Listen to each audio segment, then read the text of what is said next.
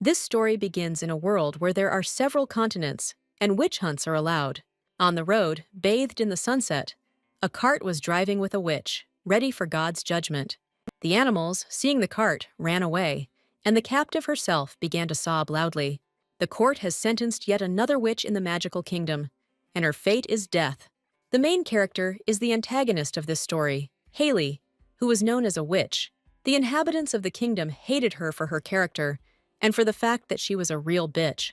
But no one but us, the reader, knows the truth. In fact, our heroine was not Haley. She ended up in the body of a witch. The people of the continent love Haley very much, to the point that they wish her death in hellish torment. Haley was sentenced to die in the most terrible place, Castle Moran. The villagers don't know love. They throw rotten eggs and rotten tomatoes at the girl. Haley holds on bravely and endures all their screams. In short, we have a procession of Cersei from Game of Thrones here. Our heroine is a traveler from another world, and she is perplexed by the source of so much hatred in people and how the witch deserved it. Was Haley really that bad and vile that she deserved flying rocks and rotten vegetables? Haley was betrayed by the king she worked for whom she killed people. Haley cursed people to raise a new king to power and took on the sins of her clients. And now, while she is being transported, these little people have become the main characters. The fantasy takes place in a novel where Haley, the main antagonist, eventually dies. Haley is taken to the very outskirts of the village, and she tries to understand how she ended up there and who she was. But her guards are too superstitious to talk to her. Haley was so evil that the guards feared she would curse them. The girl, like most readers, sympathized with her fate and decided to take matters into her own hands. Having become Haley, our heroine decided to first adapt to her body. She suddenly attacks the cage where she is being held and tries to reach one of the inquisitors. Haley threatens that she will curse everyone, and she will not allow herself to be treated like this. Haley has to give up the cloak to keep her quiet, and the travelers continue on their way. Haley believes that life is really a joyless thing. On the one hand, getting into a novel is good, because you can escape from the gray everyday life. But playing the role of a villain is not the best solution. Haley Marin was a villain who practiced witchcraft, but she just wanted to be loved. Haley was ruthlessly used by those she considered allies. Haley became obsessed with money and wanted to get richer and richer. But this was her undoing. Her witchcraft practices were eventually revealed. Haley was called a demon who seduces men and brings death to everyone with her magic. She was given a death sentence, to be taken to the cursed castle of Marin. Haley became a villain, sentenced to a fate worse than death. The three kingdoms wanted to cut off Haley's head, but agreed on her exile. They decided to send her to the castle, where she would become a living corpse and forget who she was. Anyone they don't kill is sent to the cursed castle. Haley wonders if the king died because of her. The guards tell her that they are following orders and that Haley will soon be thrown into the castle. A year later, Haley is slandered for dying in a cursed castle. The guards arrived at their destination and suddenly stopped the carriage. Beneath their feet, the ocean stretches out, raging waves crashing against the rocks. Haley is puzzled. Did they really come to the ocean? The cart suddenly stops and becomes uncoupled from the railings. Haley hears a strange sound, and the next words sound like a death sentence. The cart is driven to the edge of a cliff and falls off it. Haley is thrown off a cliff with the instruction that God will watch over her. Haley is terrified that her life will turn out like this, but the cart is already falling off the cliff and plunging into the depths of the ocean. The guards ask Haley to die peacefully without objection. The waters close over her, and Haley begins to fight the water. Haley is drowning and realizes she can't breathe as the water keeps closing in on her. The cart sinks deeper and deeper into the sea depths. Haley searches for a way to escape, and she finds it unexpectedly. She decides to cling to the tree roots that grow under the water. So Haley manages to save herself by clinging to the roots. Suddenly, someone's strong little hand grabs Haley's hand. Haley is pulled onto some river and falls down exhausted. Haley feels unwell, as if she can feel the power of darkness penetrating inside. Haley loses her magical abilities, and someone nearby cries in pain. Some child asks her how it happened that she grabbed her by the hair. The child asks her how she ended up here. A strange child asks her if she has come to cleanse him and the other inhabitants of the forest. Haley is shocked. Did she ruin someone's hair? In front of her sits a charming child, an elf, whose hair she mistook for tree roots. Haley asks the child who he is and how she ended up here. The dryad child tells her that he was dying in the lake, but the girl cleansed him. Haley thinks she's a really cool witch. Haley asks him to take her to Marin Castle. Haley gets to know the boy in more detail. Cipollino explains to her the structure of the island and how to get to the castle, but someone sneaks up on them and prevents them from going further. Cipollino notices that the heroine does not listen to him and gets angry. Cipollino is glad to have company, but he believes that the heroine will listen to him better. Suddenly, a demon in the guise of a hare appears and threatens the heroes. Cipollino is horrified. He forgot that terrible creatures live here. The hare begins to chase Cipollino, and he tries to escape. Cipollino is afraid that he will die at this rate. The hare runs up to her and disappears into the bright flame on her chest. The rabbit was cleansed of evil magic as soon as he approached Haley. Cipollino wonders who Haley is. Dryad decides to investigate Haley, but it leads to nothing. The little dryad decides it's time to act. Haley is shocked that she can cleanse the world. Dryad and Haley think about how her powers can help. Haley is curious why the dryad was waiting for her here. Haley decides to get to the castle so she doesn't have to. The rabbit lay down here, and Haley sees that her magic is helping. Haley learns that everything she touches becomes clean. Haley has a rare gift of healing. Haley is amazed by her magic. She doesn't expect it to have such an effect. Haley believes that she is the chosen one and must have special magic. Cipollino thinks she's the coolest girl in the world. The dryad asks her how she got here. Haley lies and says that she has done many innocent things. Haley disappoints the dryad by saying that she is a criminal. Haley is full of confidence that she can change her life. Haley decides to climb the tree, and she goes to the castle. Haley decides to survive and start her new life in Castle Maron with the dryad. Haley is very sad that she has to be the villain of the novel. Haley is amazed that her magic revives and has the ability to heal. Everything Haley touches comes to life. The dryad asks Haley to save her strength to heal something. The road to the castle is very strange. Haley and the dryad are captured by monsters. Dryad. Cipollino asks Haley to be careful, and she learns that it takes half a day to get to the castle. Haley is called stupid, and she is upset that there is nothing to revive. So, having gone through a long path full of filth, the heroine finds herself in a castle. Haley barely made it to the castle, all rumpled and battered. They arrived at their destination, a tall and gloomy castle, similar to Notre Dame Cathedral. There is a gloomy atmosphere all around, which frightens the poor girl. Haley is glad that she arrived at the castle, but the dryad is hungry. The castle doors open, and our heroes enter inside. There were magical seals on the doors, but they are disappearing. The doors open, and Haley enters the castle.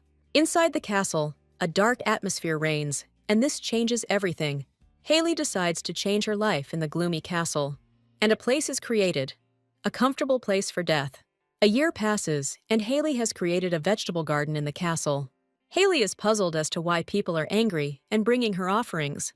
Haley tells Cipollino that it is necessary to forgive and let go of grievances. Dryad thinks Haley is very stupid and does a lot of things. Haley tells Cipollino that things have blossomed here. Haley is glad that the strawberries are finally in season. It wasn't in the novel, but the dryad turned out to have a talent for farming, and she and Haley started a vegetable garden.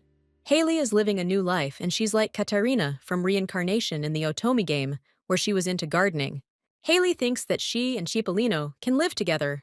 Cipollino is surprised by her strange proposal. He understands all this as harassment towards him. Thanks to her magic, everything here is blooming. Haley became very gluttonous due to the purification magic. While cleansing the castle of filth, Haley's hair turned from red to black. Haley must have used purification magic, but she was starving. Haley believes that one day she will be able to cleanse the lake of its filth. Haley feels like she's in the game. Haley would really like to have another elf to clean and cook. Suddenly, Haley hears something and gets distracted. Someone is approaching Haley with rapid steps. Suddenly, a mysterious zombie appears. Haley is in a panic. She doesn't want the zombie to eat her. Haley was caught by a creepy zombie and he just won't let her go. Haley is scared, and in a panic she uses her cleansing magic. The man tells her in a scary voice that he wants to kill Haley. Haley is in shock. She is the one who took this man's life. Haley defends herself against the zombie and its advances, but he suddenly finds himself in an unpleasant situation. Haley knows this man. He is the one who, according to the novel, is supposed to kill the villain. But Haley is a fool and decides to save her future killer. Haley already regrets that she has to cleanse the lands. The little dryad is unhappy. Why drag men here? The young man looks like he's about to go to his ancestors. In the original novel, the boy cursed Haley. He blamed the girl for trampling on his love and turning everything into a sea of corpses. He believed that the tears he shed for her would curse her. Haley cursed the lands of Marin until she was killed by a man. Haley's death becomes the point of return for demons to the magical lands. 4 heroes who are in love with the main character team up to kill Haley in the original novel. And then there was the man who hurt Haley more. The man's name is Reichardt Winter, and he, having lost his human form, will crush the witch. Cipollino thinks it's strange that he survived. Haley isn't surprised that Reichardt survived, since he's the main character. Haley knows that Reichardt will turn into a werewolf and chase the witch, but with Duru decides to save him. Haley discusses with the Dryad what she should do. Haley cleanses the guy with her magic. Haley clears Reichardt because he suffered more because of the villain. She believes that Reichardt's hatred is justified. Haley wonders how long Reichardt has been wandering the contaminated land. The man slowly wakes up. He's not happy with Haley and wants to kill her. Reichardt is curious about how he got here and what she did. Haley panics and tells him that she brought him to the estate. Reichardt is shocked. This is not how he imagined Haley, the bloodthirsty villain. Haley wonders why Reichardt knows she's not who she says she is. According to the original novel, Reichardt lost all his memories upon arriving at the estate. But it's possible that Haley had something to do with this, since the demonic power mixed with Haley's magic. Haley decides this is her chance to change the villain's life. Haley lies to him that she is his savior. Haley takes advantage of Reinhardt's amnesia and convinces him that she is his friend. Haley invites him to have a good time at the castle. And just then, a fireworks display thundered in the sky, marking Haley's successful plan. Haley decides to take Reinhardt to the castle. The castle is beautiful and gloomy from the inside, like a cathedral. Reinhardt is surprised. The estate does not look like what he was told. Haley talks about how she had a very bad time here. Haley was able to use purification magic to allow people to settle here. What people lacked most was food and fire. But without Haley's magic, it's very difficult to survive here. The child believes that Haley is needed to keep the estate running. The Dryad flared up. He was busy cleaning the estate, but she was doing nothing. The Dryad begins to experience a surge of emotions because he is doing everything alone. Haley asks him to calm down and says that he shouldn't have flared up like that out of a dying fire. The Dryad boy begins to command Haley to take care of the household herself. Haley tries to light a fire without magic, but all her attempts are in vain. Haley is doing everything she can to keep the fire going. Reinhardt gives her a long look and doesn't know what to say. Reinhardt decides to help Haley, seeing her futile attempts. Eventually, he manages to light a fire. Haley is amazed and asks Reinhardt how he did it. Reinhardt tells her that he bought a fire-starting device and that a special spell must be cast to make the fire appear. Reinhardt believes she needs to buy a fireplace that supports fire. Haley is amazed that there are things that can improve her life. The wood was heated to make a fire. The heroine is going to tell something to Cipollino, but the heroine herself is surprised. Something is wrong with Cipollino's face. Cipollino looks at Reichardt with admiration and asks him if he wants strawberries. So the house became bright, thanks to Reichardt. Cipollino wants to ask Haley something. Haley and Cipollino are fighting over a blanket. They are both cold. They also quarrel over the strawberries they lent to Reichardt. Reichardt is forced to listen to these two with a stony face. He is surprised that this woman is Haley, the famous villain. He remembers a woman who works with fragile wrists and lives with forest spirits. She is happy with 5 pieces of strawberries. Is this the famous villain? Reichardt watches Haley in surprise, the fire warming him. Reichardt believes that Haley is not that woman and guesses that she is a time traveler. Reichardt was always told that he lived only for his family. For him, there are no friends, only his family exists. Reichardt Winter is a man who was created as the ideal heir to the family. Winters don't know embarrassment, and they have to be perfect. Reichardt must know the answer to his question. Nothing changed, even when Reichardt became the head of the Winter family. He decided to destroy Haley, who was to blame for the death of his family. Grief and pain drove Reichardt to stop Haley. For the sake of revenge, Reichardt was ready to die. But the Winter didn't even kill him. In her opinion, he must live so as not to forget the shame. Reichardt believes that this is hypocrisy from the villain. But Haley just smiles and says that the time has come, and he doesn't understand. With each passing minute, his sense of revenge faded. And one day, a feeling of curiosity remained in Reichardt. Reichardt was shocked by Haley's exile to Castle Marin and the murder of King Holt. Reichardt was surprised by this for a long time. Reichardt is perplexed. How did this bitch deserve to be exiled? He tried to forget about his revenge, even changing his profession.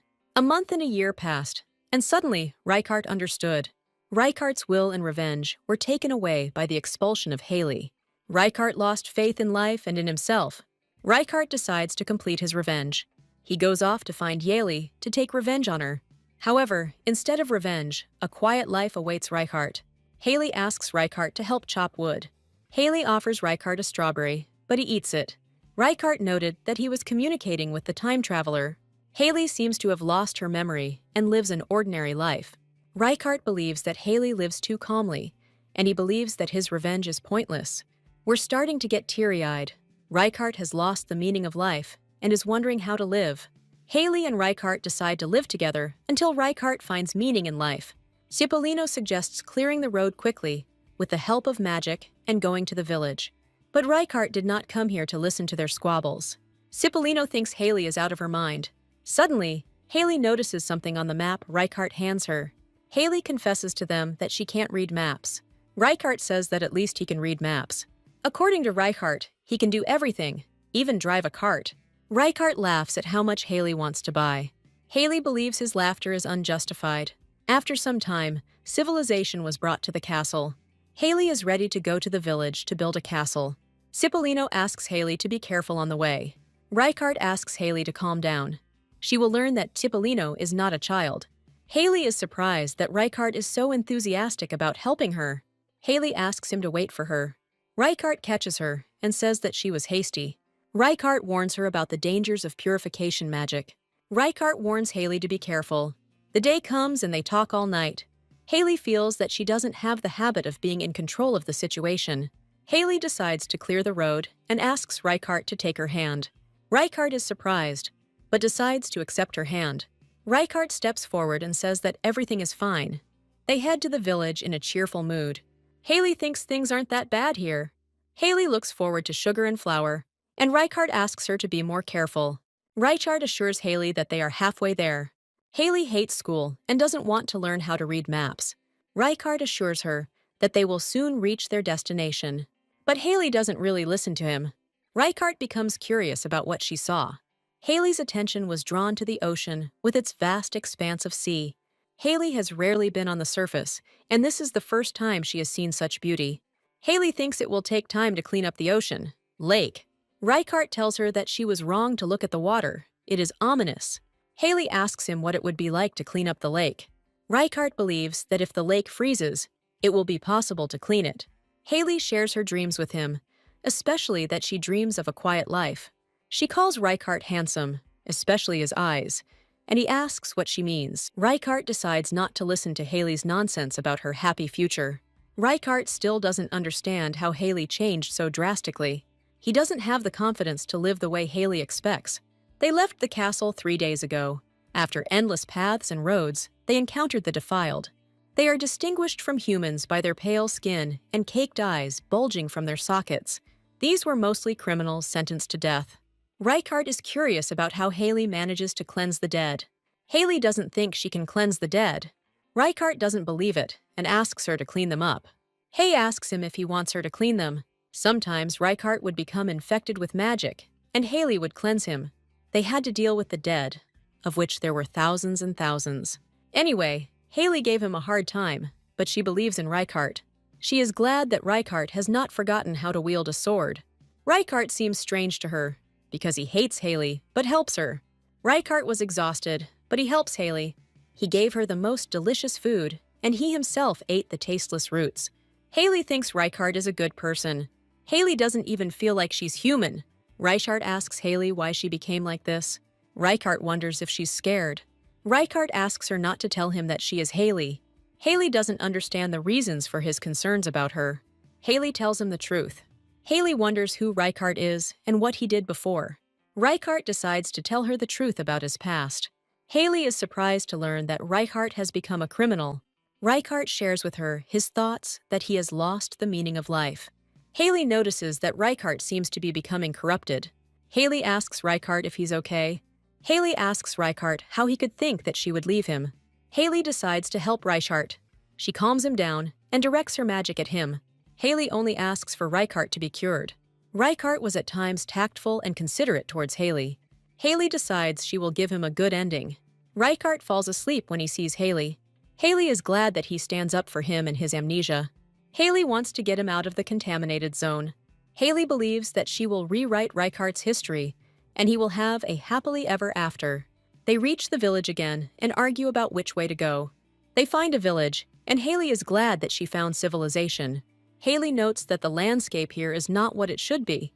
Reichardt asks Haley not to give her name to avoid attracting attention. A certain girl, a waitress, greets them with delicious chicken wings on a tray.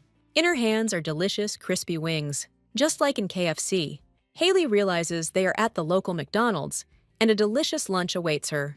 Haley is very eager to try the delicious food in front of her. In the end, they order a fragrant Korean soup and chicken nuggets. Haley is overjoyed and decides to have a tasty snack. But Reichardt didn't appreciate the local food and decided to leave. Reichardt wants to return to the castle and start preparing for life in the castle. Haley lied to Reichardt about not being able to read or write. In fact, within a year, she had mastered the damned letters and words. Haley doesn't feel guilty about deceiving Reichardt. They want to treat Haley to an equally delicious lunch. Haley greedily devours everything that is served to her here. The waitress mistook her for a beggar and fed her heartily. Haley lies about not being able to pay. Haley found a treasure trove in the castle and became rich. Haley also receives free clothing from Cipollino. Haley asks if there's a store here, but she's disappointed. She'll have to sew her own clothes. Haley asks where she can get fabric. Haley asks the waitress to sell her some fabric. They start arguing about Reichardt being Haley's boyfriend. The waitress tells her that there is no better gratitude than money. Haley asks her to sell some fabric. She gives the waitress an old coin from Marin Castle. She is shocked. She thought that Haley was a beggar, but it turns out that she is rich. The waitress's name is Fatima, and she surrounds Haley with love and care. Fatima gave her meat, pieces of cloth, and kitchen utensils. It's not hard for Reichardt to carry all this and help Haley. Reichardt also buys a stove and provisions to improve life in Marin Castle. Haley believes beet seeds are a must-have for her garden. She asks Reichardt what could be better, and he pretends not to be perturbed. Haley tells Reichardt to go and sleep like that dog. They decide to go to the village tomorrow and buy a horse. Reichardt believes that with a horse, Haley's chances of seeing the lake will increase. Haley is surprised that he believes he will clean up the lake. Haley decides to pretend to be full of energy in order to clean the lake. Haley decides to quietly leave so that a new heroine can emerge. She decides to leave Reichardt alone and leave quietly. So Haley leaves the village, leaving him alone. Fatima notices her and asks where Haley is going. Haley tells her to mind her own business and not bother her. Suddenly, Haley notices something and freezes in place. Fatima also gives her some seasoning for Haley to eat. Haley was amazed by her kindness and moved on. Fatima asks Haley to hold on and be careful on the road. Haley decides to give her another gold coin. Fatima is surprised that she, Haley, is throwing around gold. Haley feels like she got a lecture, but that makes her feel better. Haley says she's glad she has a friend. It's late at night, and Haley is afraid to walk through the forest. Haley thinks Reichardt doesn't deserve to be with her. Haley believes she can cope without Reichardt. Rough men ask her why she is wandering around at such a late hour. Haley is scared. She didn't expect such rudeness from men. The men warn her to be careful. Otherwise, Haley will be captured by an evil mage from the forest. Haley thinks they're just coming home from work. The bearded man offers to walk the girl home. He gives her some grass that repels creepy insects. Haley is surprised they aren't bandits. Haley believes the world is kind to her because she's not the main character. A familiar male voice calls out to Haley. She asks Reichardt why he came. Reichardt is surprised that she doesn't know the answer to her question. Haley asks him to go his own way. She also asks Reichardt not to interfere in her life. Haley asked Reichardt to find his way in life as soon as possible. Reichardt remembers her words about happily ever after. He is surprised that the evil witch is holding his hand. She supported him when it seemed that he had forgotten everything. For Reichardt, Haley brought the peace and quiet he craved. Reichardt thinks she's infiltrating his dreams. Reichardt believes that the sun has not yet risen. Reichardt sees that the Marquise's necklace is lying next to him. He immediately runs away from the establishment where he is staying. While the girl runs, Reichardt follows her. Fatima said that a child was waiting for her at home. Reichardt rushed after the Marquise as fast as he could. Reichardt receives support from the Countess, who becomes his heroine. Reichardt believes that their relationship will soon reach a new level. But Reichardt believes it's all in vain. But Haley doesn't need Reichardt. Reichardt is shocked that she left him alone. Haley believes that she simply saved him from turning into a demon. Haley decides to move away from Reichardt. Reichardt asks her if she can live without him. Haley thinks this is her home. She says that Reichardt cannot understand her world. Haley became a victim in the kingdom because of her malice, and Reichardt was the victim. Reichardt is shocked that she was going to leave him. Reichardt is shocked that Haley lied to him. Haley tells him frankly that she lied. Reichardt decides to remain silent, and his face is blank. Haley asks Reichardt to remove the defilement from him. They start arguing. Haley sets him the conditions that she removes the defilement from him, and he leaves. But Reichardt does not want to leave. Haley explains that she hates Reichardt. Reichardt tells her that there is no reason for them to be together. Reichardt says he came for the infection. Haley realizes that Reichardt is adamant. Reichardt tells her about his feelings. There was silence, and they walked silently through the forest. They have a stream running nearby. The water murmurs calmly and is soothing. The heroes walk along the gloomy lake, and they walk without talking. Reichardt is getting worse and worse.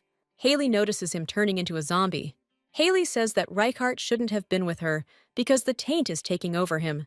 Haley believes he has met a real heroine. She believes that he will find a girl in the person of the main character and will be happy. Reichardt looks at her gloomily and walks towards her. Haley tells him everything she thinks, but Reichardt doesn't listen to her. He wants to go with her. He asks Haley if she's been lying to him all this time. Reichardt realizes that Haley has been lying to him the whole time. Haley doesn't know how to explain to him that she's a time traveler. At some point, Haley got tired of lying to him. Haley leaves and leaves Reichardt alone. Reichardt asks Haley if she's really going to leave like that. Reichardt tells her that he knows she is leaving him. Reichardt has lost all his strength and he cannot get up. Haley realizes there is nothing she can do. Haley decides to take him with her. Haley admits to Reichardt who she is. Reichardt tells her that he knows everything. Haley asks about him wanting to go. Reichardt agrees that he wants to go with her. Haley is shocked by what happened, but is glad that Reichardt is going with him. Haley decides to go with Reichardt, since that's what he wants. We arrive in a village in the northeast of Cassandra. It's a continent. People are talking about how they have sent a lot of soldiers to deal with the filth. Looking at one of the soldiers, they think that they are personally touring the borders. The hero's name is Eugene Windemark, and he is one of the Knights of the Order. Eugene is told that he has more than this in his needs. The girl blames herself for delaying Eugene. Many people think that Eugene is too young, but in the opinion of the servant of the Order, Eugene deserves more. Eugene asks how the investigation in Xena's Gorge is progressing. The Order's servant says that she checked the lists of infected, and they have increased. Among the infected, as Eugene is informed, there are no Haleys. The Order's servant says that it is unlikely that Haley would have survived. Eugene is informed that Reichardt was seen, who survived and was walking through the forest. Eugene is surprised that Reichardt survived. Eugene is amazed that Reichardt went to the infected zone to defeat the heroine. Eugene orders all knights to be summoned. Eugene says it's time for him to go to Selbon. Cipollino thinks he will have to feed another one. Haley apologizes and admits that they now have to take care of Reichardt too. Haley thinks that he came to this house in vain. Cipollino is serious about having food supplies brought to him. Cipollino thinks that Reichardt is suitable for working in the garden. Reichardt is pleased with the thought that the three of them will live together. But then Reichardt faints. Cipollino doesn't know how to cure Reichardt. Haley and Cipollino discuss how to grow crops. Cipollino believes that now they will die of hunger. Suddenly, someone enters Haley's chambers. Haley worries that Reichardt won't live that long. But Reichardt says he will survive. Reichardt pleases Haley by telling her that he will get the food himself. Haley is worried about how Reichardt will be able to get food. Haley is worried that Reichardt might become infected again. Haley makes fun of Reichardt for hunting for food. Haley wonders what kind of loot Reichardt will bring back. An hour later, Reichardt manages to shoot a fat duck. Haley is amazed at how skillfully Reichardt handles the game. Haley laughed at Reichardt when he used the slingshot. But Reichardt managed to catch the food with a slingshot. Cipollino is inspired by Reichardt and wants to grow up like him. Reichardt asks Haley to clear another area. Haley tells him that it's impossible. Reichardt decides to gamble that if she clears the area, she will receive flour. Haley reminds him that she is an enemy of the kingdom. Reichardt listens to her attentively because he is interested in everything. He sharply asks her what she did. Haley understands what he wants to ask her. Haley and Reichardt decide to summon a ghost who will answer all their questions.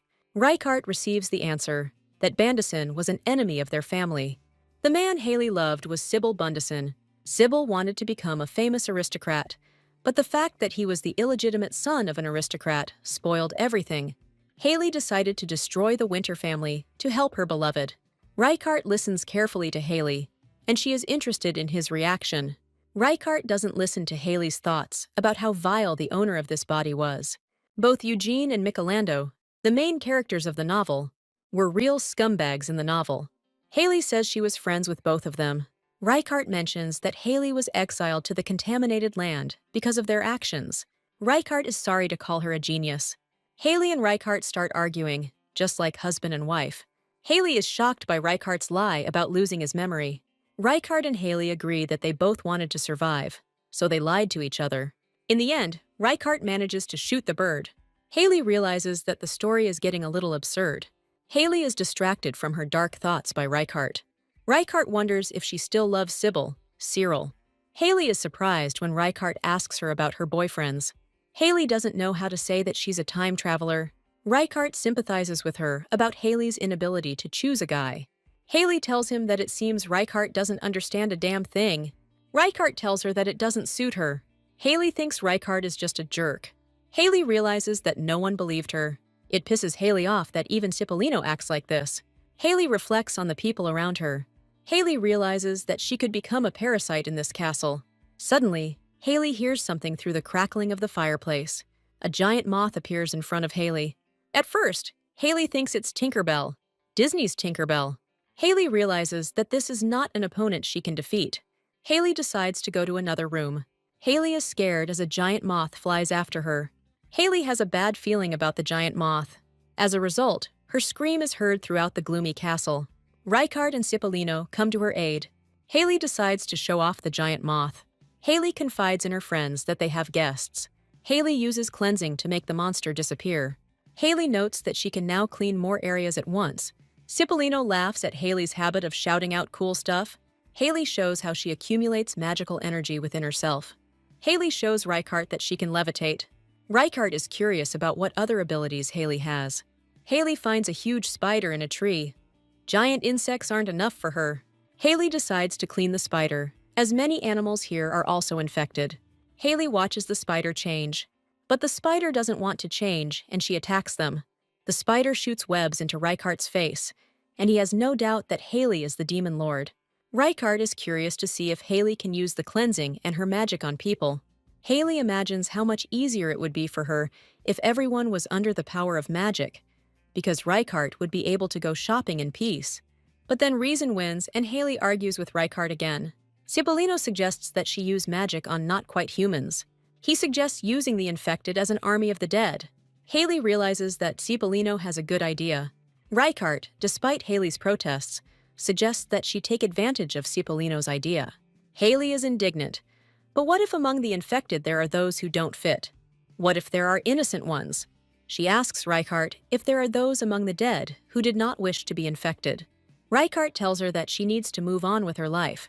Haley is surprised that Reichardt associates all the infected with himself.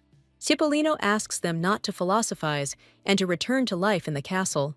Cipollino suggests that they discuss everything in the castle. Haley decides to use demons for her own purposes. In the original novel, the demons became Haley's servants and took on human form. But our heroine is not very keen on using her power in this way. But less than an hour had passed before they were attacked.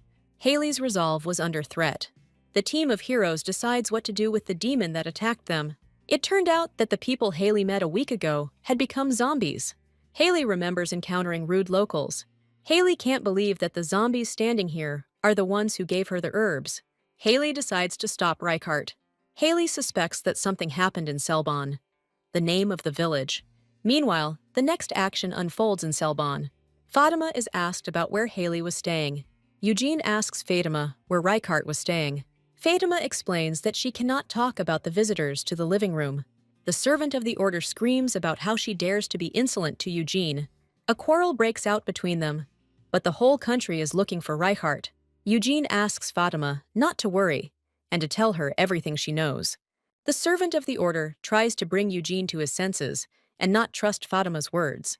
Eugene orders her to check and search all the houses in order to pick up the traces of Reichardt and Haley. The order's servant explains that the cleansing will take a long time. Eugene claims that nothing will stop them, and this purge is God's will. The servant of the order agrees and goes to carry out orders. Fatima told them everything she knew about Haley, but Eugene is surprised how red-haired Haley suddenly became a brunette. Eugene believes that Haley is alive somewhere. He doesn't believe that the carriage fell off Haley and she died. Eugene does everything out of love for Haley. Eugene asks Haley to wait for him a little, and he will save the girl. As a child, he often asked Haley if they would be friends. Haley says she will always take care of him. Eugene also vowed to protect Haley. Meanwhile, Haley and Eugene are busy clearing out zombies. Haley doubts the idea that she can control zombies and demons. Haley decides to sort things out and leaves the group. Cipollino asks them to go together to the village to check what is happening there. This time, they encountered a busy village border. Reichardt asks the girl to duck and not look further. Haley is surprised at how mean the church people can be. Haley looks at Eugene, whom she sees among the noisy churchgoers. Our hero asks the heroine not to break free, but she can't even listen. Haley yells at Reichardt that she can handle this on her own. Haley and Reichardt decide to observe the actions of the churchman. Eugene suddenly watches Haley. Haley asks Reichardt to leave, and he doesn't understand what's going on. Haley tells him that he must not know that she is alive. Eugene notices her, and a scene breaks out between the three. Many churchmen do not listen to Eugene and decide to catch her. Haley turns to Eugene and smiles at him, but Eugene has no intention of letting his beloved go. They decide to shoot and kill Haley as an evil witch, but Reichardt cleverly defends her from all attacks. Haley sees that they are trying to catch up with her. Haley asks him to hug her and run on. He hugs her tightly, and they run away. Reichardt skillfully fights against everyone who stands in his way. When they almost reached another piece of land, something happens. Haley is shouting that the tavern owner will be sentenced to death because of her. The servant of the order tells her that God will not forgive Haley, and everything that happens is her fault. Haley is furious. A servant of the order has captured Fatima. Haley decides to protect Fatima, and she uses magic. People are terrified. Haley's magic has gotten out of control. The servant of the order is shocked. She did not expect such power from Haley. Haley is surrounded by magic and is ready to fight for her freedom. A certain horse runs up to her. Eugene tries to reason with Haley and stop her magic. Eugene tries to talk to Haley and asks her to stop. To Haley, all his attempts seem pathetic. Haley believes that he is not worthy of talking to her and that she will save the beaten Fatima. She believes that turning into a zombie is Eugene's doing. Haley tells Eugene to get lost. Haley thinks they are all assholes for accusing her of being a villain. Haley decides to take a stand against the church. Eugene is shocked. He didn't expect Haley to change so much. Haley believes that the land belongs to her. Haley rescues Fatima and orders the order to get off her lands, taking Fatima with her. Fatima cries all the time that it's all her fault. Fatima looks at Haley with hope and believes that this is all a conspiracy. 3 days later, a new inhabitant appears at Castle Marin. Fatima believes that she should stay in the castle and thank Haley for saving her. Haley is puzzled as to why Fatima chose to live here. Fatima believes that Eugene will not give in and will arrest Haley. Fatima fears that because of her betrayal of the church and her protection of Haley, she will be executed.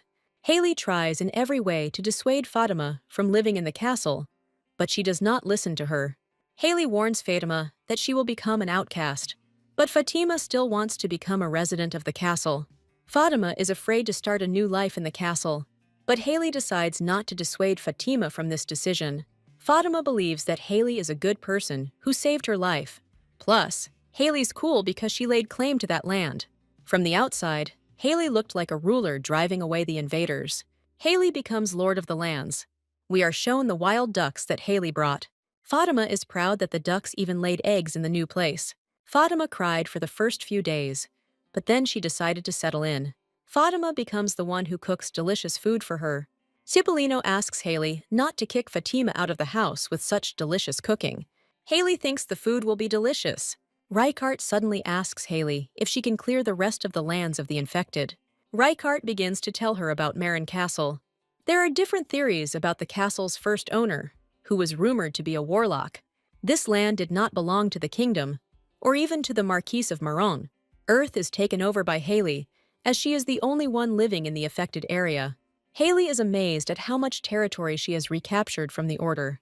Haley feels like Reichardt wants to get closer to her, and that's why he tells her all sorts of things. Haley keeps asking him what it means that he decided to be closer to her.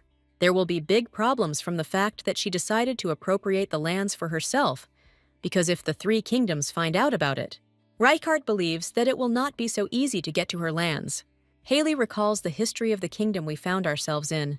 These three kingdoms plotted against each other. Reichardt tells her that it is necessary not to interfere in the war of the three kingdoms, as they may sense danger. But no one can lay claim to the county. Reichardt believes that Haley has started a war with the church, and a serious one at that. Haley doesn't support Reichardt's wariness. Haley believes Reichardt is right. Haley is happy that she is now a marchioness. Haley calls Cipollino her peasant, and Reichardt Haley calls him his soldier. Fatima calls herself a cook, and voluntarily goes into slavery to Haley. Haley recalls her achievements. It all started with the bitter cold. Now Haley has a garden and happiness. Haley and the others begin to argue about how they are playing mother and daughter while developing the land. Reichardt declares himself head of the house. He tells her about the ritual of declaring himself the head of the family, and Haley is delighted. Everyone decides to listen to Haley's plans for the future. Haley condemns Reichardt, telling him that he is too materialistic. Haley declares herself the one and only Marchioness of Maron. Fatima establishes contact with animals on the farm. Haley doesn't understand why Fatima is so upset about the geese. Cipollino also shares her gardening with Haley. Cipollino asks them to repay him with strawberries for his work. The heroine thinks that he is just like a mother-in-law from the Middle Ages. Haley is doing very well because she is eating a piece of bread, and the weather is wonderful. Haley decides to do something interesting. Fatima and Reichardt decide to go for provisions again. Now the showdown between the continents of Holt and Neve has begun, and it is difficult to obtain provisions. Fatima believes that fewer people should know who Haley is. After the collision, the guards strengthened the protection of the continents. Moreover, an evil magician appeared in the kingdoms. Eugene, however, was full of ideas to resurrect Haley as an evil witch, and now the consequences of his actions roam the earth. Haley believes that someone will be held accountable for these actions. Reichardt asks Fatima to check if there is anyone at the border, but in front of them are zombies dressed in old-fashioned clothes. Haley asks them not to touch these terrible zombies.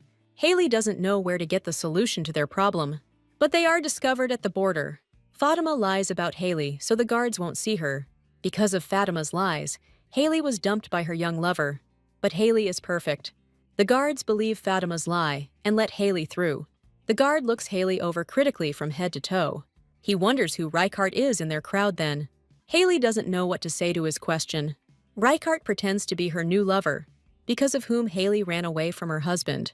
Fatima lies about a stupid love story so that Haley will be allowed through at the border. Haley listens to all this nonsense and is shocked by the soap opera that is playing out. The guard buys it and sends Haley out the gate. The security guard wishes Haley luck on catching her husband.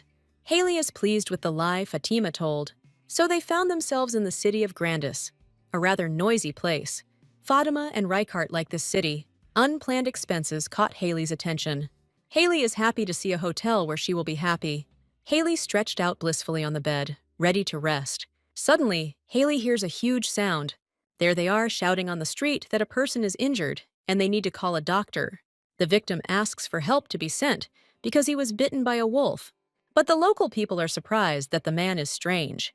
People are aggressive towards the newcomer. Haley and Fatima don't understand what's going on.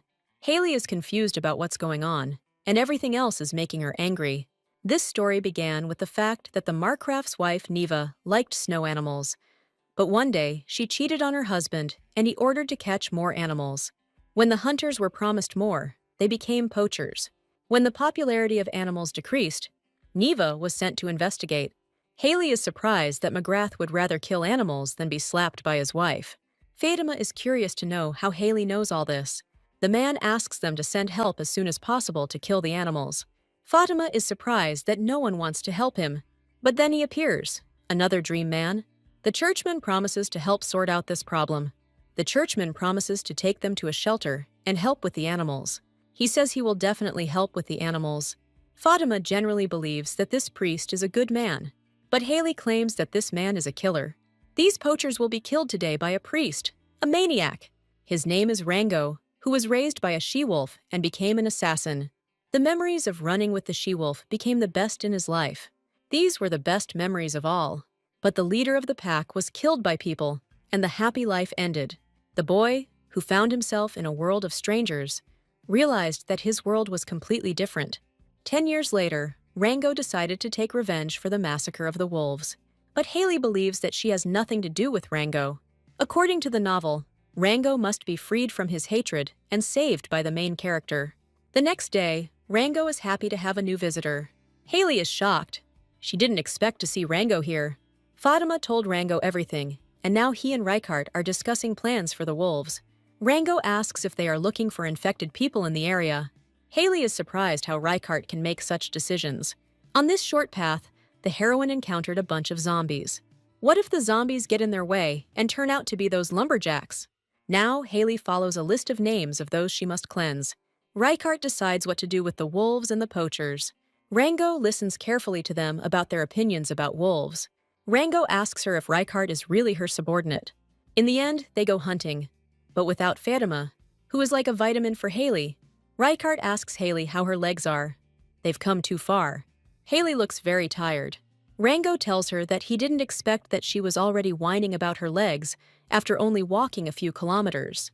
They admire nature and discuss the list of zombie people. Haley notes that Rango described everything very well.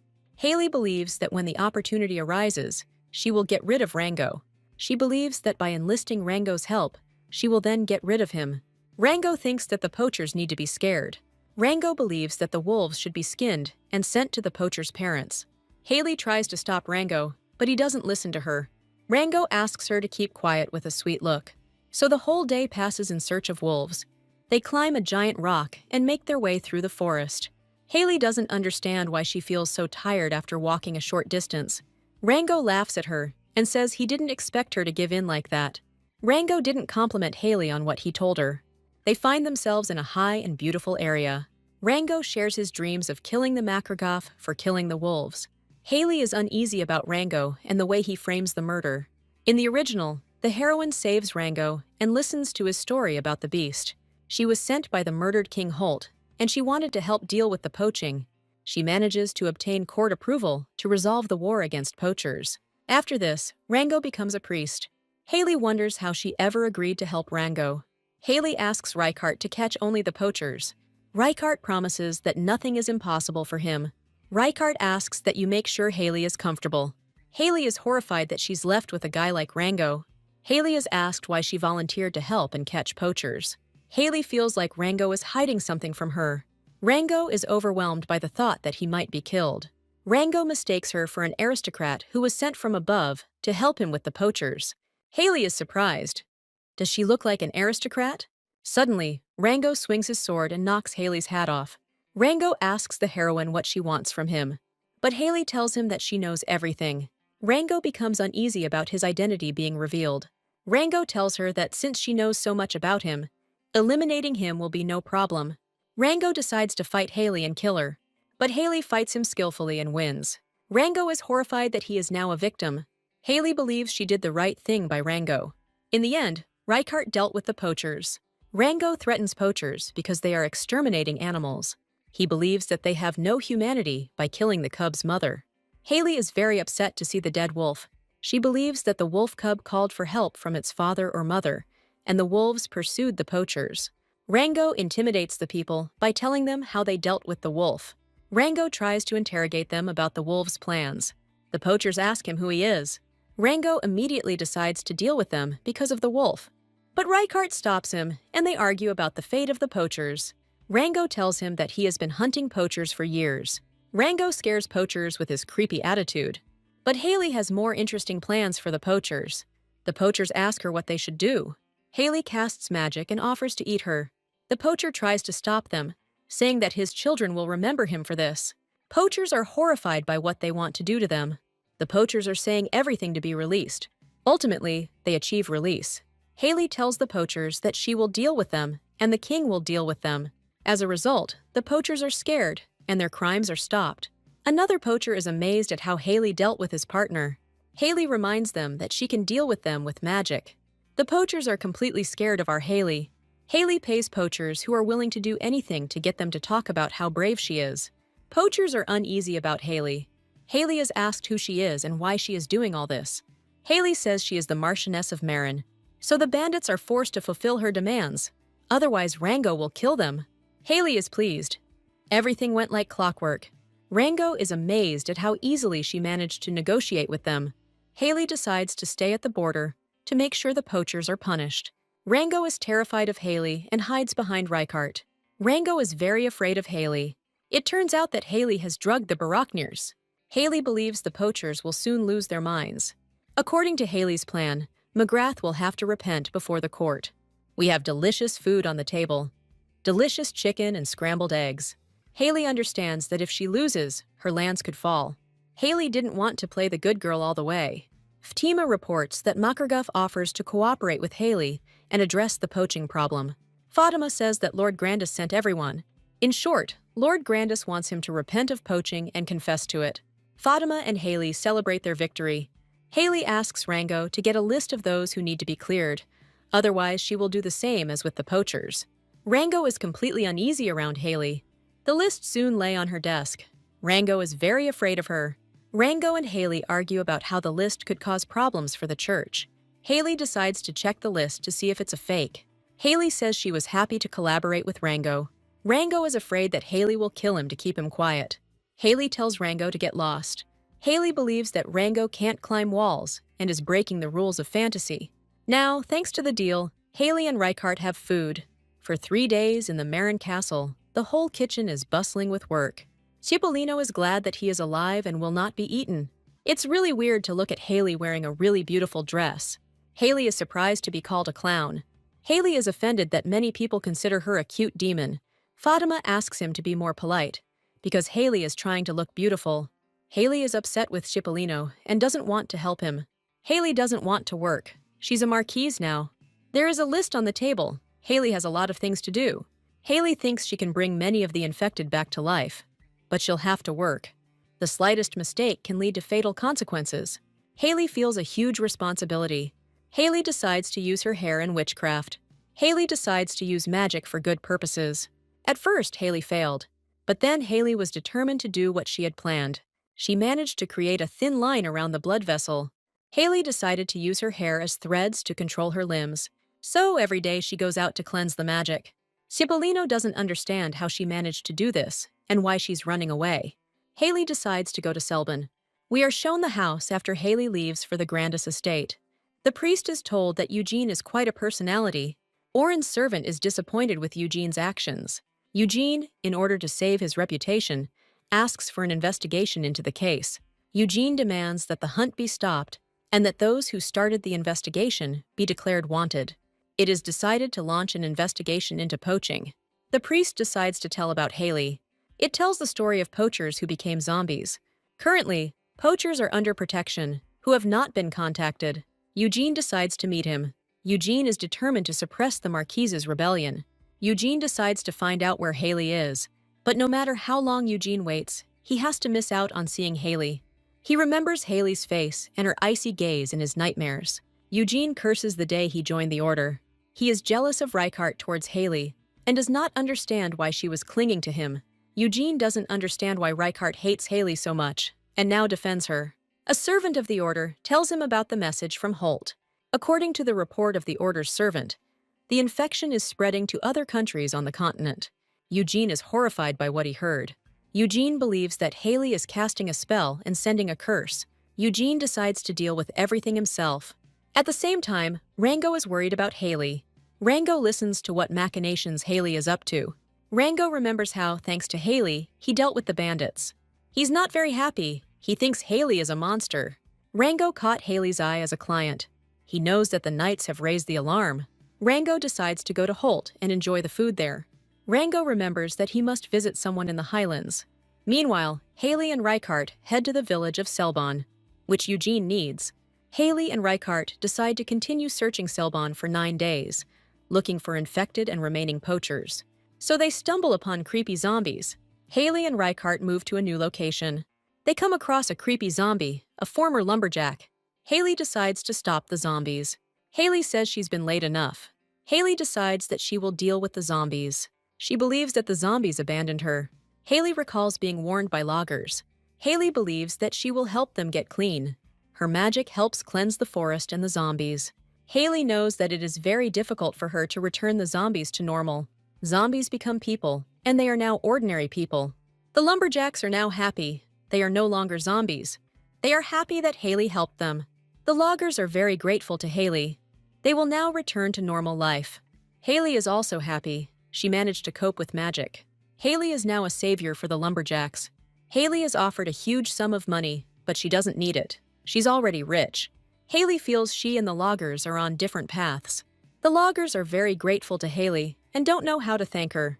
Haley decided to stay out of sight of the people of Selbon. But then Haley ran into an unexpected problem. Haley learns that all the houses are empty. Reichardt checks all the houses and says they are all empty.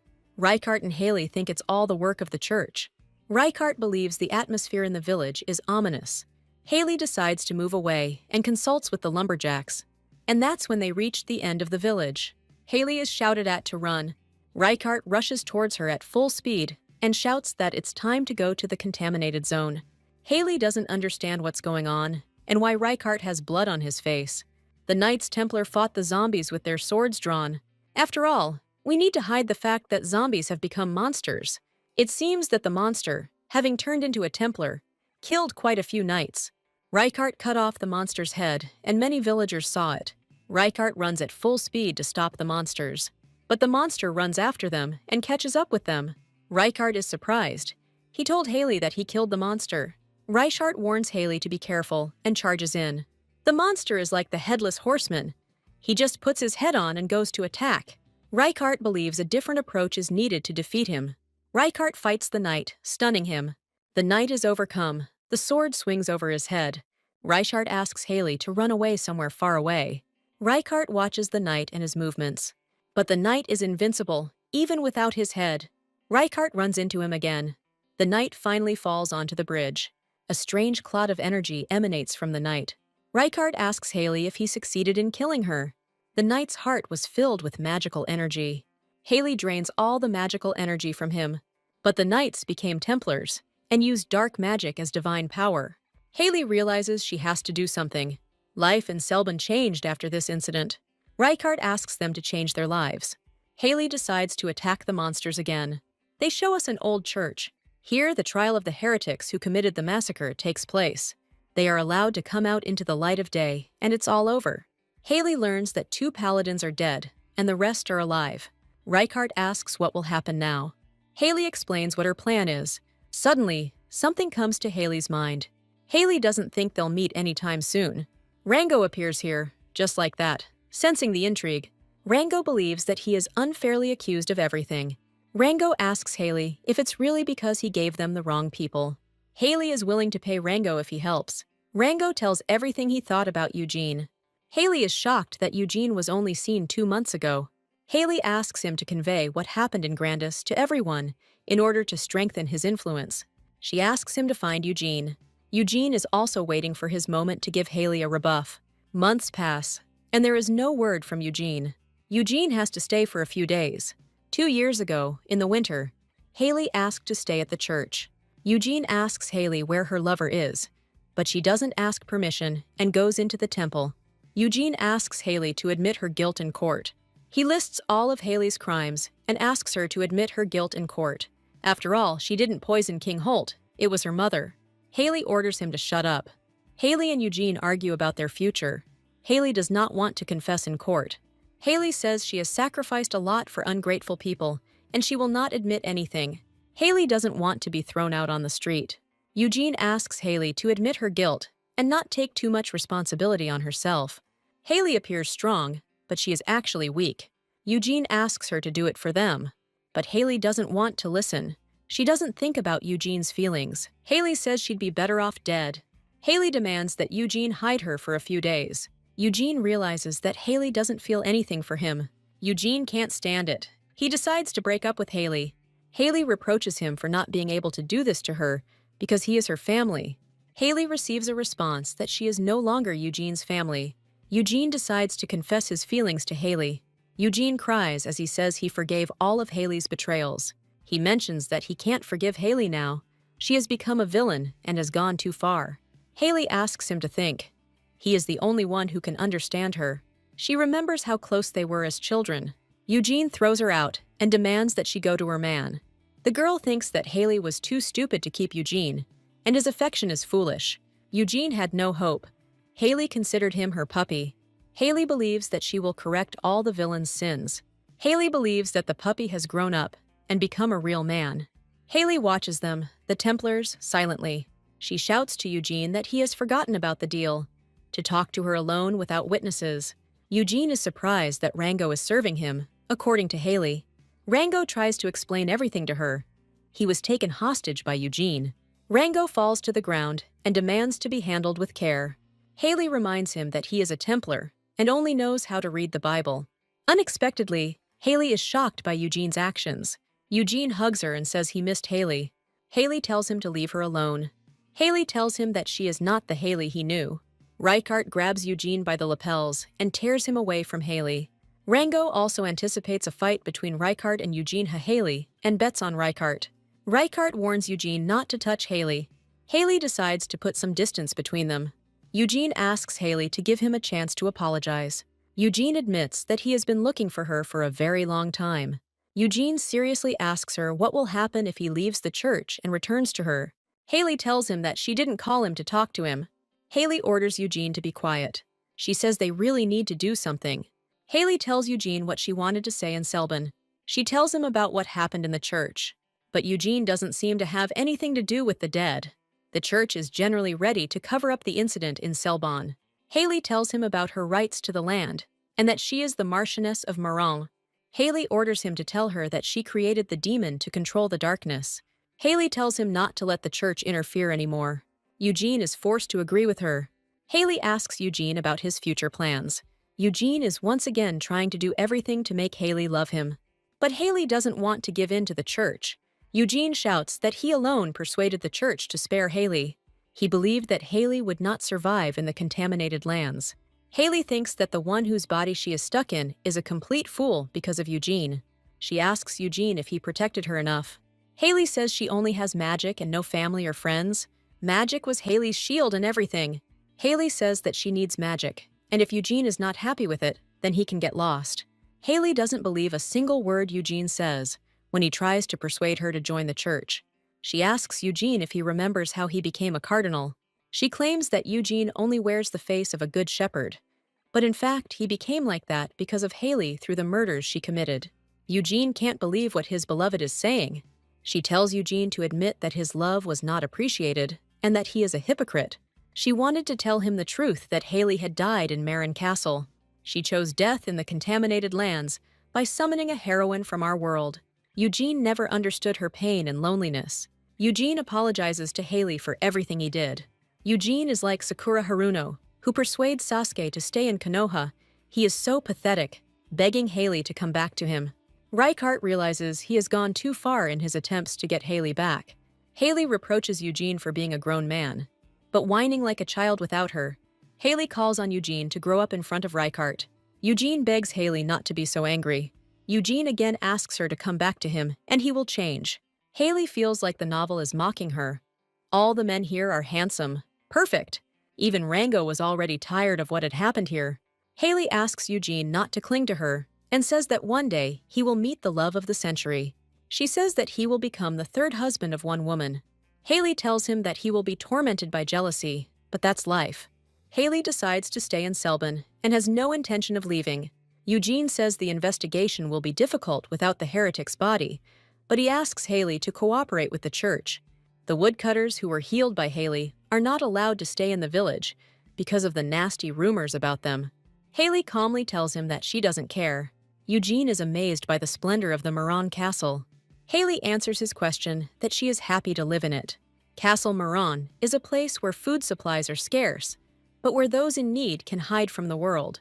No one wants to be here except a couple of criminals and a spirit with a man, bearing accusations against the church. But soon people began to flock here, hearing about the Marquise. Fatima is very grateful that people are helping around the castle. Haley is amazed at how well Fatima handles everything. Haley doesn't understand why her family has grown. 3 days ago, Haley couldn't get into the village because the church's documents were stolen and they weren't letting anyone in. Rango asks what exactly was stolen there and whether it was Cipollino's doing. Illegal resettlement to Gardes is out of the question. Haley realizes she can't go back to Selban. Haley learns that if anything comes out about the lumberjacks, she'll be in trouble. Haley doesn't know what to do. The woodcutters hide in the cart and ask where they should go. Haley suggests that they go home. So the woodcutters' family settled in Haley Castle. Haley thinks that they don't have enough space in the castle anyway, and now they have extra mouths to feed. Reichardt tells Haley that they are simply repaying her with kindness. Fatima asks the woodcutter's wife how her husband is. The woodcutter's wife is very energetic and wants to start cleaning the house to thank Haley. Fatima doesn't think about stopping her and decides to help with the housework. Haley believes that this is too much and that her villain status has been undermined. She is infuriated that even Reichardt is not on her side. Meanwhile, one spirit cleverly manipulates people, pushing his work onto them. Genzina says it's simply incredible how he grew strawberries on such land. He tells the woman how hard it was and what he used to grow strawberries. She invites the spirit of the earth to plant seeds together. Thus, the hands of the new inhabitants reached other parts of the castle. Haley doesn't understand how anyone can live in a cursed castle with children. Haley cannot guarantee any future for the castle. Haley learns that they even fixed her window, which was shaking in the wind. Haley learns that the woodcutters have no intention of leaving the castle. They decide to stay here with their mistress. Haley is surprised by their decision to stay here. Haley decides that she can live here. Haley no longer hears any creepy sounds in the castle. Haley praises the lumberjacks for their work. The woodcutter and his wife are happy to help Haley along with the other woodcutter families. Haley is asked to come downstairs to receive a new project to improve life in the castle. Reichardt proposes to build a bridge across the river. Rango grumbles at Haley, asking how he could get involved with such a creepy woman. The innocent loggers don't know what Haley is really like. Rango thinks that Haley is a real villain and that everyone is wrong about her. Haley told Rango that he couldn't go with her. Rango tells her that he had no intention of going with her. But Haley is willing to pay him if he helps her. She asked Rango to find out everything about the infected knight. Rango is amazed by her, but decides to fulfill her request. They are discussing the main character of the novel. The Marquise asked to avoid the main character of the novel. Rango is unaware that Haley has switched places with the novel's protagonist and is now doing all the work for her. Rango decides to take advantage of this Asta, the main character of the novel. We are told that the king of the kingdom lost his daughter at birth. She went to see the festival, and her father found her 12 years later in an orphanage. She thinks about how Cyril could block the city. Before us is Asta Rose Casnathura, the princess of Casnathura, who has been of no use to this manhwa for 100 years, and who will be revealed, ignoring Haley, in a bunch of chapters. We are shown Cyril Bandenson, Haley's lover, who is investigating the missing documents. Grandis is blocked because documents of top-secret importance have been lost in it. Overhunting of snow animals has been proven here. To solve the problem and its consequences, Asta arrived in Grandis secretly. Asta is wondering when the blockade of the city will be lifted, and she will return home. Cyril promises that it will be very soon. Cyril is summoned by the head of the house. This is important. Cyril is upset, but is forced to go. Asta promises Cyril his help. Cyril has no choice but to answer the call. Cyril thinks that his summons to the head of the house is a waste of time. Asta is surprised by the changes in Cyril. Asta thinks that Cyril has a lot of worries about his origins. The stigma of being an orphan haunts Cyril and his origins. Asta is lucky. She has friends who will always help her. There is a warm and vibrant atmosphere in Cyril's house. Asta is offered to go into town and have a bite to eat. Asta suddenly hears someone's rough voices. Some men are discussing Cyril and his origins and the betrayal of his beloved. The men think Haley got what she deserved. Asta is told the most terrible rumors about Haley. Asta became curious if Haley was dead. Asta is told that Haley lives in a contaminated land and that she cannot escape from there, that she is the daughter of the devil. Rango passes by and likes these rumors about Haley. Meanwhile, Marin became habitable thanks to Haley's power of purification. Haley and Reichardt discuss the bridge over the lake and whether there will be problems with the order. Haley agrees that a bridge needs to be built and the peasants need to be evicted, as they don't have such provisions. It is no longer possible to get to Selbon and Maron. All the roads are blocked, and provisions must be obtained in another city. The heroes have to travel to Casnatura to get resources for the bridge. Haley asks to raise the bridge first. This is how the decision to create a demon cult was born. Cipollino was most pleased with the construction of the bridge. Haley reminds him that he, the spirit, is a recluse, and that he should go easy on her. Cipollino believes that, thanks to the bridge, he will die full. Haley asks him if he's ever tried a Bref Burrington. We are told that Broof Burrington is a delicious meat and tomato soup. Haley, in order to support Cipollino, will ask Fatima to make soup. Haley is forced to go shopping for new things at the request of the lumberjacks and Fatima. Haley manages to reach Grandis. Haley and Reichardt's passports have been verified. Their names are now Zeus and Hera. Haley is absolutely thrilled to go shopping. Haley and Reichardt took the names of Greek gods. But during the ID forgery, Haley was named Zeus because Reichardt was being cunning. Reichardt and Haley discussed the purchases they have been asked to make. It was then that the summer wind blew and made Haley turn around. A large bird appeared in the sky, breaking its connection with the sky. Haley didn't see the ghost of the Venus bird. Besides, Haley sees a bird in the main character, Asta. I can't wait for a fight to break out between Haley and Asta.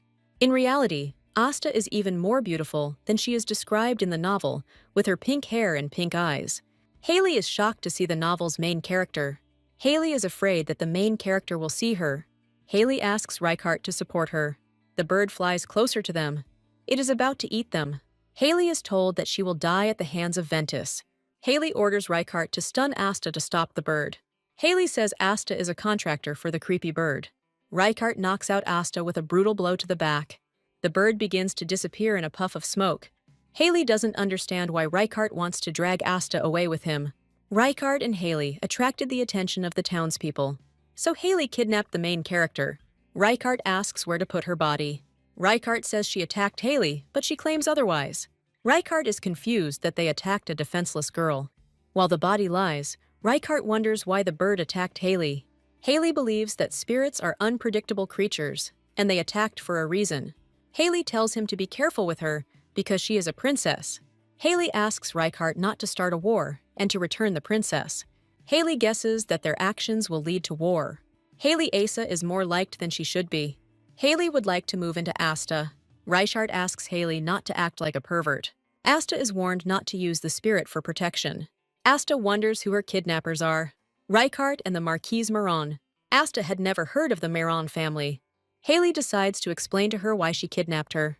According to the original story, Asta was glorified by 3 kingdoms. It was this princess who stopped the hunt for snow animals. It is this princess who has the strongest spirit that serves her. Haley warns her about an attack by a creepy demon. Haley says she doesn't belong here and asks her to save the world. Haley tells her that she kidnapped Asta to tell her about the demon. Asta is terrified. She doesn't know how to fight the demon. Asta thinks that Haley is too soft for a kidnapper. Asta hears that he and Haley are not alone. Asta asks Haley if she is alone. A certain priest tells her to leave here. This is the gravedigger who mistook Asta for Tim Burton's corpse bride. The gravedigger asks who opened the coffin lid. Asta tells the gravedigger the truth, and he is horrified. Asta asks to be taken outside. The gravedigger promises that he will see Asta off. He takes care of the cemetery with incredible care. Asta is interested in how he became a gravedigger.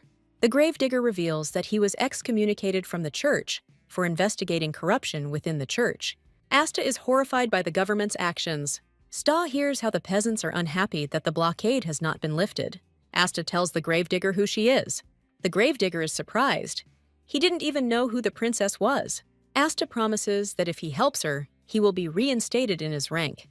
Past them are gloomy graves, but Asta is not afraid of anything. Asta suggests that he run away from here too, so Asta and the gravedigger made a pact. Rango became part of the protagonist's group. In the end, Haley never got what she needed. Reichardt says that everything is closed, and they won't be able to buy provisions. Reichardt asks her why she said such a thing to the princess. Haley said she told him in the heat of the moment. But for some reason, Reichardt stops. Before them, Cyril meets Haley. Haley and Reichardt didn't expect to meet Cyril here. Haley realizes that in front of her is the lover of the woman in whose body she is. Reichardt draws his sword and is ready to fight. Reichardt and Cyril cross their swords in combat. Haley thinks she's about to be smitten by Cyril. Cyril and Reichardt are about to tear each other to shreds. Other people join the fight. Haley wants to help Reichardt with her magic. Reichardt insults Cyril. Cyril is ready to fight Reichardt and will not forgive him. Reichardt says that Cyril is even ready to use a woman to achieve his goals. Cyril is rude to Reichardt, accusing him of destroying the Winter family. Reichardt says that Cyril is like a dog chasing a chicken, and Haley is outraged by this comparison. Cyril says he doesn't need Haley. Reichardt asks him how he was tempted by the witch. Reichardt tells Cyril that he is a trash type, and Princess Asta will find out about it. Cyril rushes into the attack, Reichardt's words having touched him. Haley is scared of where their fight is going. Swords cross and both men do not retreat. Cyril wonders why Reichardt is hanging around Haley. Haley wants Reichardt to win, but a lot of people have gathered, and they need to leave. One of the passers-by recognizes these faces. Many people blame Haley for the riots. Haley asks Reichardt to finish, and they will go from here. Reichardt asks Haley to run. He wants to sacrifice his life. But Haley doesn't want to leave Reichardt, and he is shocked.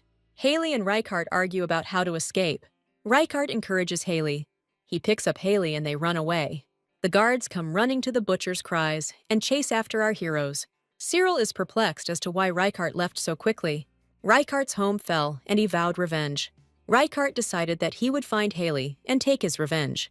Cyril never recognized the disguised Haley. After the night, our heroes secretly passed Grandis.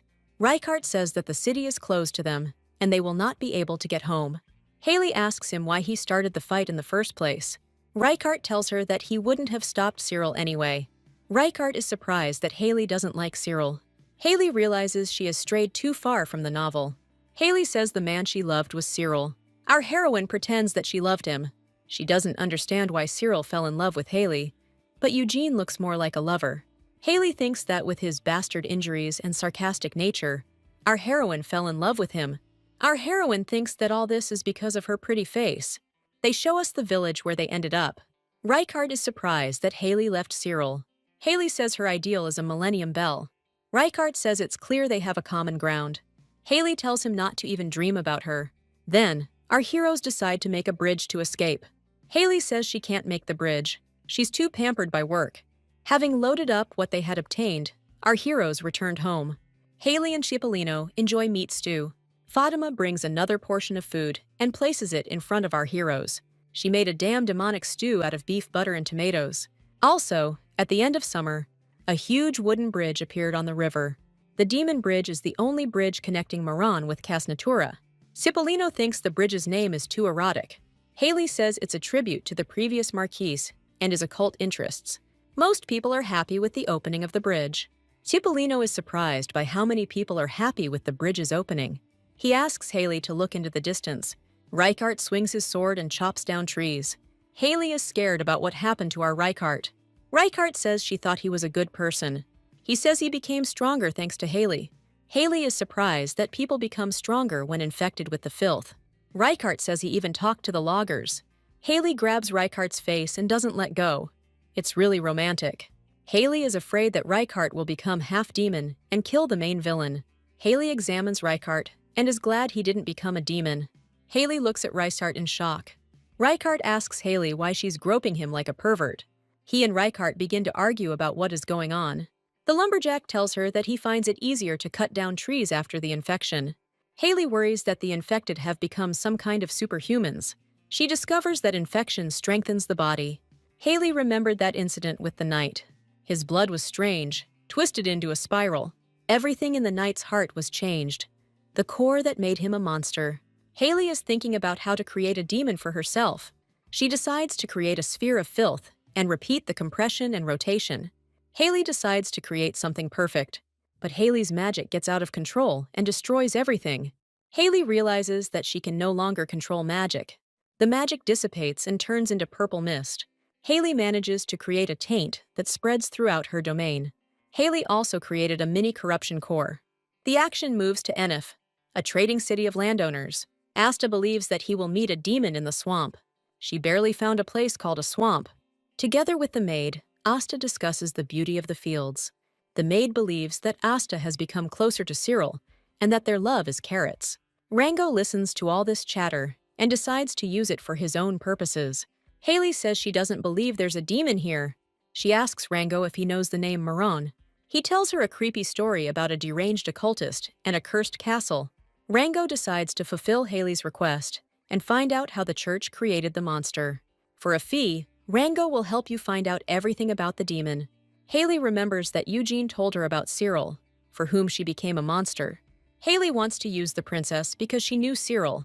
Rango and Asta are here at the behest of the Marquise. Ango feels that he will succeed.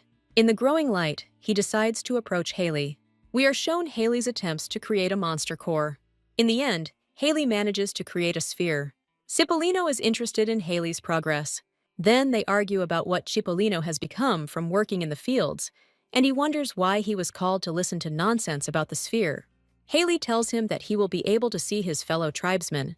Cipollino and Haley were looking for the Dryad's relatives. A boy. But the heroes barely survived in the forest and found nothing. Cipollino believes that his fellow tribesmen are dead, and he is alone here. Haley is curious to know why he was in the whirlpool when they met. Haley wonders how demons came to be in the Eldritch lands. Cipollino fears that Haley is a demon incarnate. Cipollino asks Haley to find her relatives. Haley decides to give Cipollino an answer.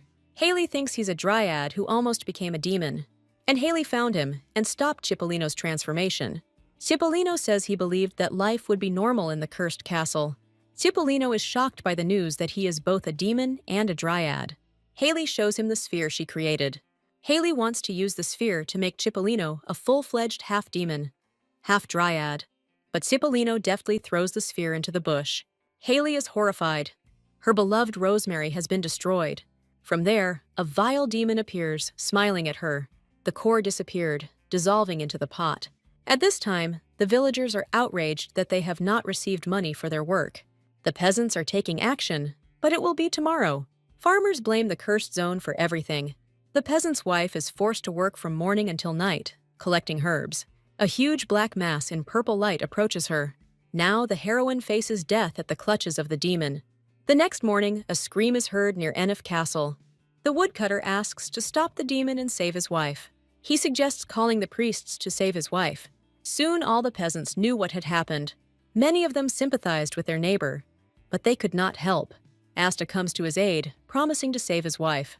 The woodcutter wonders who stands before him. Asta swears to him that he will tell the cardinal everything, and he will help him deal with the demon. The woodcutter is very grateful to Asta for her care. We are shown a tall castle with green roofs, resembling a cathedral. Cardinal Mephius is surprised by the princess's decision to call an army against the demon. Asta prays to His Holiness to help her deal with the demon. According to His Eminence, the order suffered serious losses. Atsu is called upon to simply observe the demon. Asta says that she can't sit idly by. The priest explains to her that fighting the demon alone is dangerous. Asta calls herself a princess and declares that she cannot watch the people suffer. The priest says that if this is an order, he can't do anything. Dark clouds gather over Maron. The guards are calling on people to leave the village. But then the guard freezes. He sees something terrible. The woodcutter's wife became a zombie with eerily glowing eyes. Panic breaks out in Enif Castle. McGrath is terribly curious about where his men, who were sent on reconnaissance, went. They say the demon killed all of McGrath's men. McGrath says he should have intervened earlier. All the people bless Asta to fight the monster. Citizens ask Asta to deal with the monster. Asta promises that she will sort everything out. At her command, the spirit bird calms the worried residents. The peasants rejoice. They are happy to see the princess. At the same time, Reichardt and Haley leave. They decide to stop the demons. They argue again about how they can stop the demons. They decided that first they would eat, and then they would save the world. The lumberjack tells them to make sure the bridge is strong. Haley is unhappy that when she comes to shop, everything is blocked. Then, Haley witnesses the people welcoming Asta. Reichardt decides that he'd better go alone. He asks Haley why she doesn't trust him. Haley doesn't know how to explain everything to him. Suddenly, she hears someone's familiar voice. Rango asks Haley what brings her here. The guy told everything about the deeds of the Order of Haley. Haley is glad that Rango has gotten closer to the princess. After all, they will be able to manipulate the princess and rule. Haley is considering taking part in the demon suppression. Rango asks Haley if she needs a list of the infected. But Haley asks Rango to keep an eye on Asta. Rykard asks him to follow the princess and get the list, so Rango can get closer to the princess. Rango boasts that getting into the temple will not be a problem for him. Haley is expecting good news from Rango. At this time, the order discusses the princess's actions. The high priesthood wants to kill the princess in front of the people. Suddenly, they hear a strange noise. The high priest is informed that the princess has left them with her retinue. They want to shut up the order. The princess is helping with this. The order decides to prepare for immediate departure. Our heroes are in the cemetery. Haley and Rykard are ready to face the order. Haley says she will never bow to the order. The cemetery is quite gloomy and dark. Rykard and Haley walk through the cemetery, and the atmosphere around them is gloomy. Rykard believes that a certain member of the order appeared who served faithfully and truly. Rykard leans against the wall. The wall opens and a passage is revealed. Rykard is forced to walk past the dead to reach the order members. Haley says there was something else. Hay wonders what that sound was. There are creepy zombies in front of them, abandoned, defiled people who are frightening. And among them, Haley recognizes a familiar face. The guard who arrested her is now a zombie. Haley is surprised what he's doing here.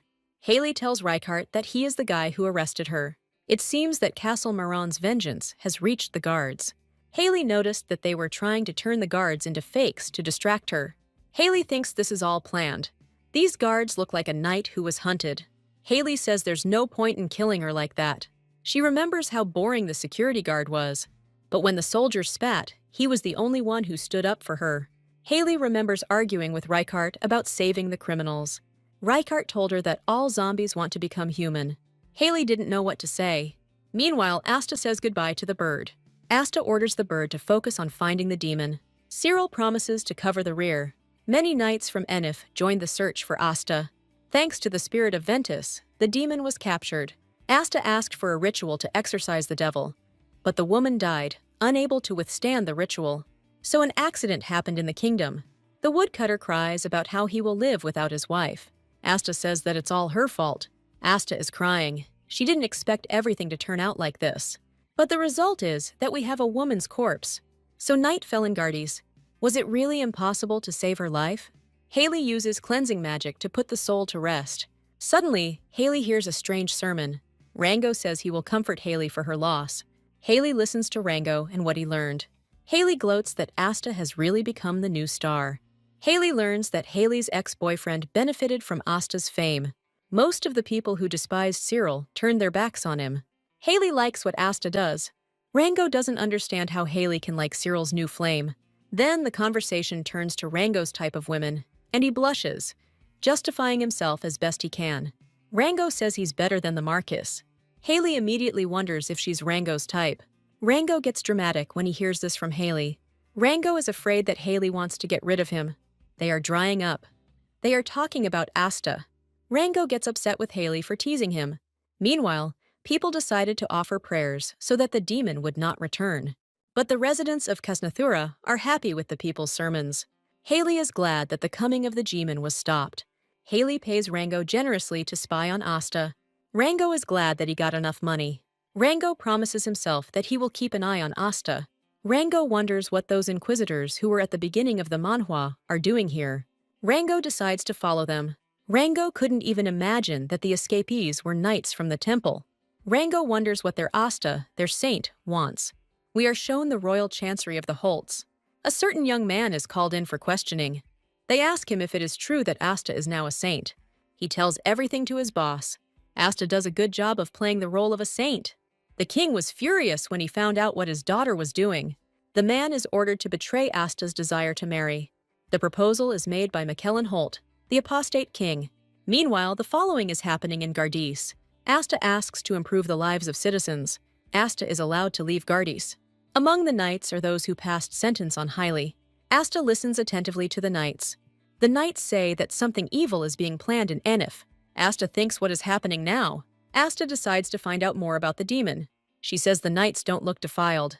Asta believes that the knights are lying to her. The knight looks at her menacingly. They tell Asta that Haley saved them. Asta remembers what she heard about Haley. The townspeople decide to stay away from Haley. The knights talk about Haley Asta. Haley saved them, expecting nothing from the knights who had sentenced her. The knights don't know if Haley is really a witch.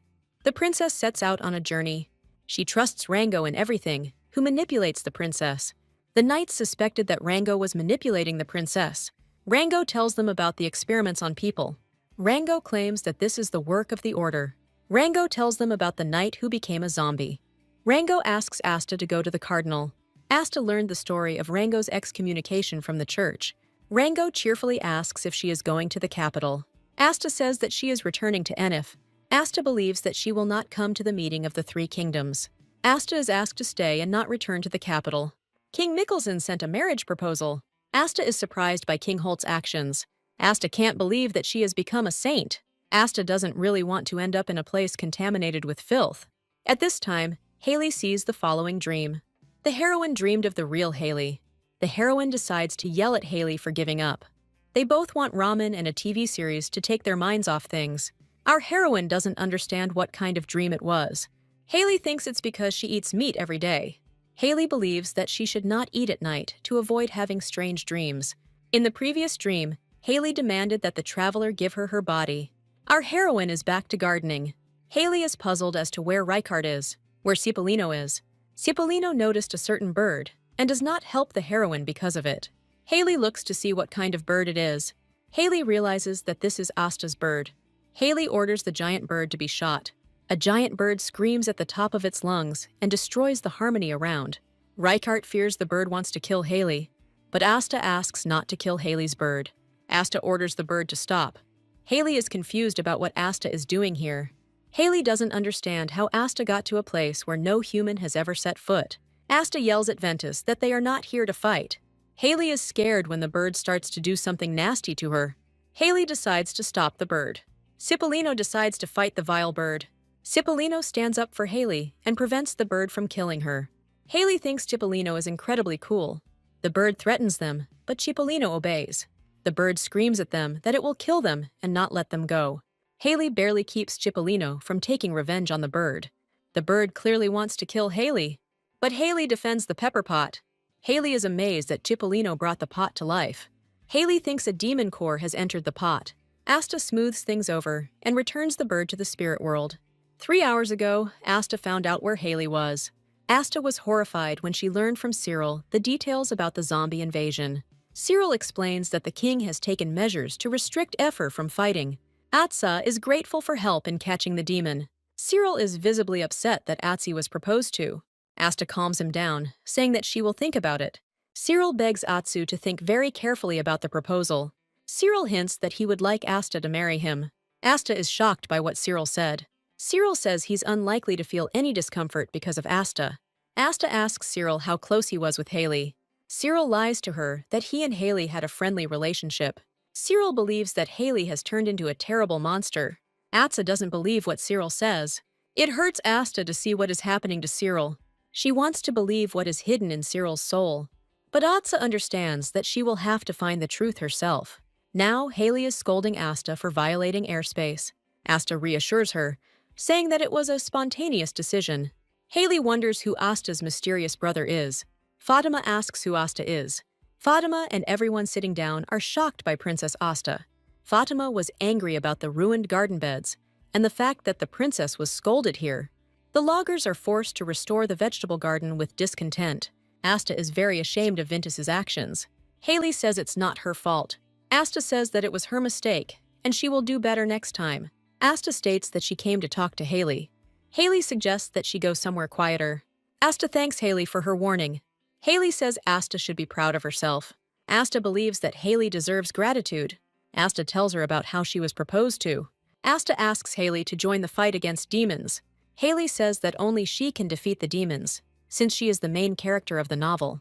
Asta is amazed by what she says about her. Atsa thinks that Haley is more like the main character. Haley asks what she wanted to talk about. Asta says she would like to know the truth about Haley. She says that Haley killed the Bendishon family and exterminated the Winters. Asta doesn't believe that Haley is so bloodthirsty and wants to know the truth about her. Haley decides to take the chance. This is Haley's chance to redeem the novel's main villain. The heroine remembers the terrible villain and decides to take advantage of the chance. She looks into Asta's eyes, waiting for the truth. But she decides not to tell the truth and not to take the chance. They settle down at a table with apple juice and soup and crusty bread. Haley is surprised at how Asta prepared all this. Haley realizes that she can't treat the main character badly. Fatima delights them with deliciously prepared drinks. Haley is shocked by how kind Fatima has become. Haley thinks Fatima bought all of this. Asta promises Cipollino that she will fix everything that Ventus did. So now Asta is digging in their garden. Cipollino soon became friends with Asta. Haley isn't worried that Asta has become friends with the inhabitants of Meran. Fatima is surprised that Reichardt caught a wild boar.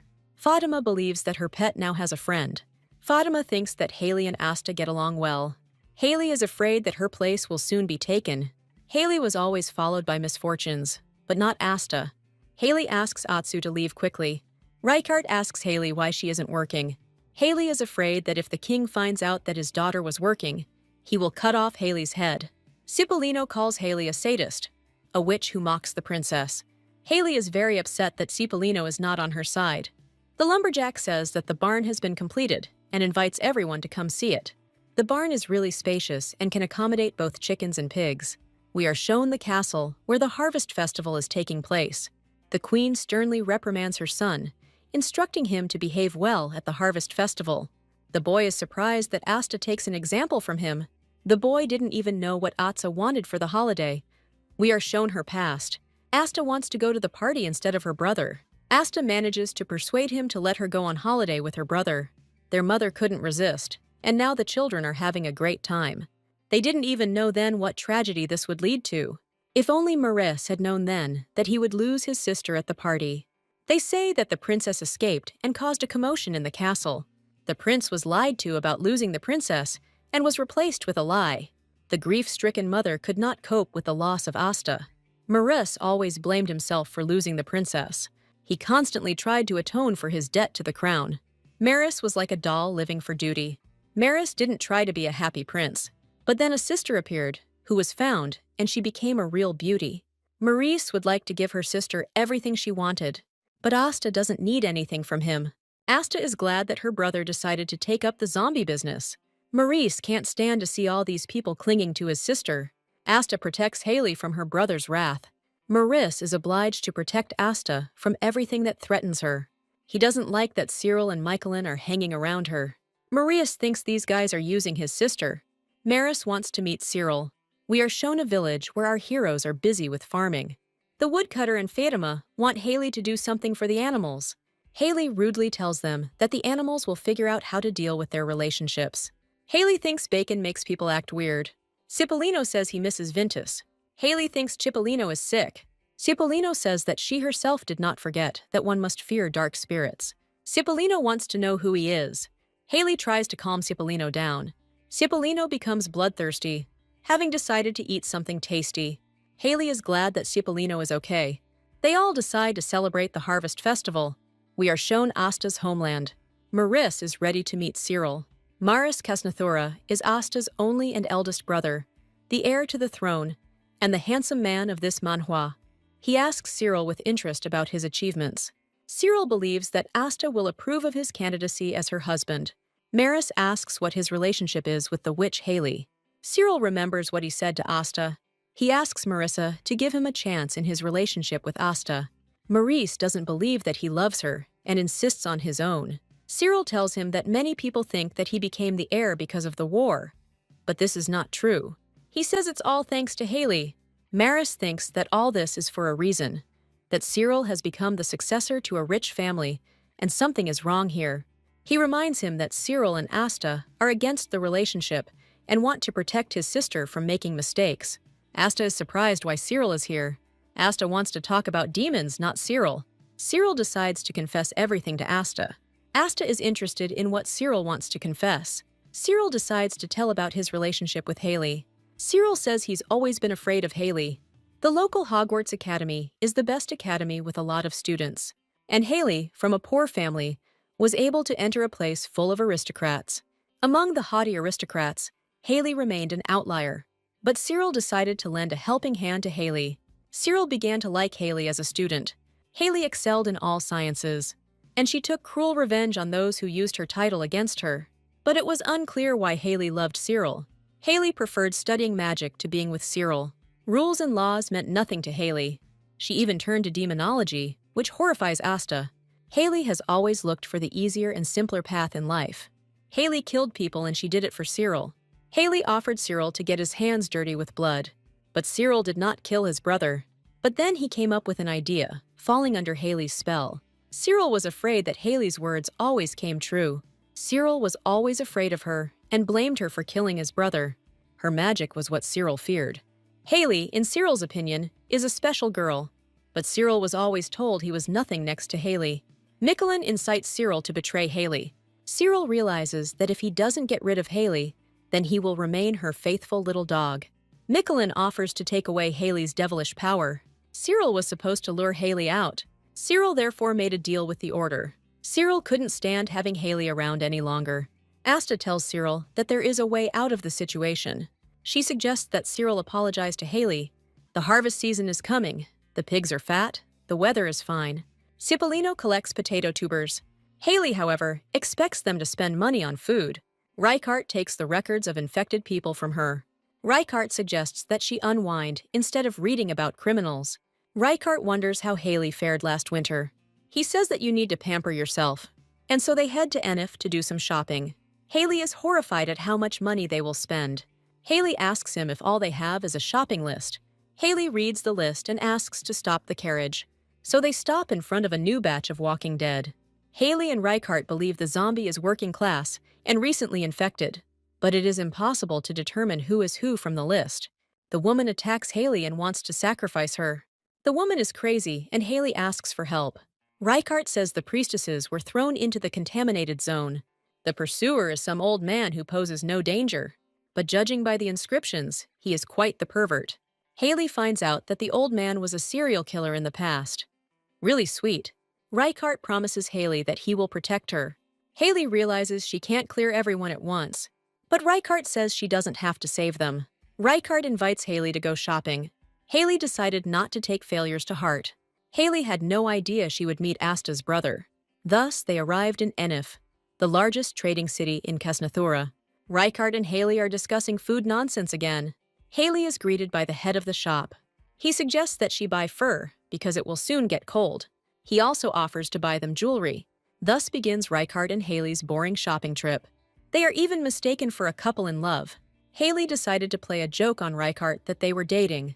Reichardt says it's not funny, but he thinks he likes it. Haley apologizes and says she won't do it again.